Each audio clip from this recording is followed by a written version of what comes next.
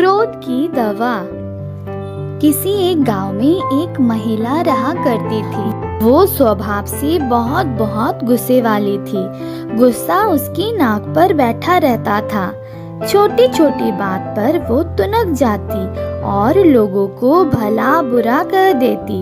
आस पड़ोस में रहने वाले लोग उससे परेशान थे और उससे बात करने से घबराते थे।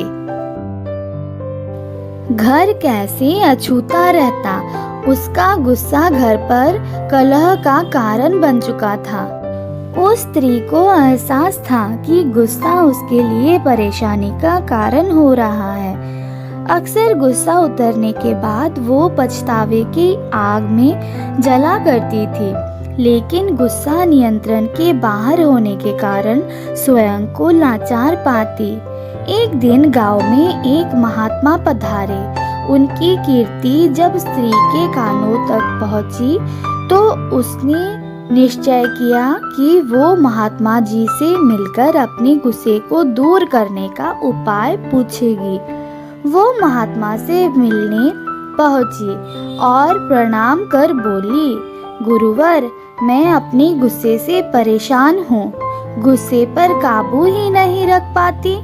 गुस्से में अक्सर लोगों को भला बुरा कह जाती हूँ और बाद में पछताती हूँ। मेरे गुस्से के कारण सब मुझे नज़रअंदाज करने लगे हैं। इससे मैं बहुत दुखी भी हूँ। मुझे कोई ऐसी दवा दीजिए कि मैं गुस्सा करना छोड़ दूँ।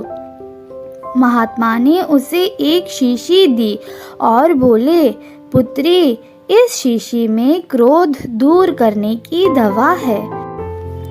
अब से जब भी तुम्हें क्रोध आए, इस शीशी से मुंह लगाकर दवा के कुछ घूंट पी लेना। स्त्री दवा पाकर बहुत खुश हुई और महात्मा का धन्यवाद कर अपने घर लौट गई। उसके बाद उसे जब भी गुस्सा आता, वो शीशी से मुंह लगाकर दवा पी लेती। धीरे धीरे उसका गुस्सा कम होने लगा। 7 दिन बाद जब शीशी की दवा खत्म हो गई तो वो फिर से महात्मा के पास पहुंची और बोली, गुरुवर, आपने मुझे गजब की दवा दी है। पीने के साथ ही गुस्सा छूमंतर हो जाता है। अब वो दवा खत्म हो गई है। कृपा कर मुझे इस दवा की एक शीशी और दे दीजिए। महात्मा मुस्कुराते हुए बोले, पुत्री, तुम्हें जानकर आश्चर्य होगा कि उस शीशी में कोई दवा नहीं थी। उसमें सादा पानी भरा हुआ था। क्रोध आने पर जब भी तुम उस शीशी से पानी पीती थी तो शीशी मुंह में होने के कारण तुम कुछ बोल नहीं पाती थी।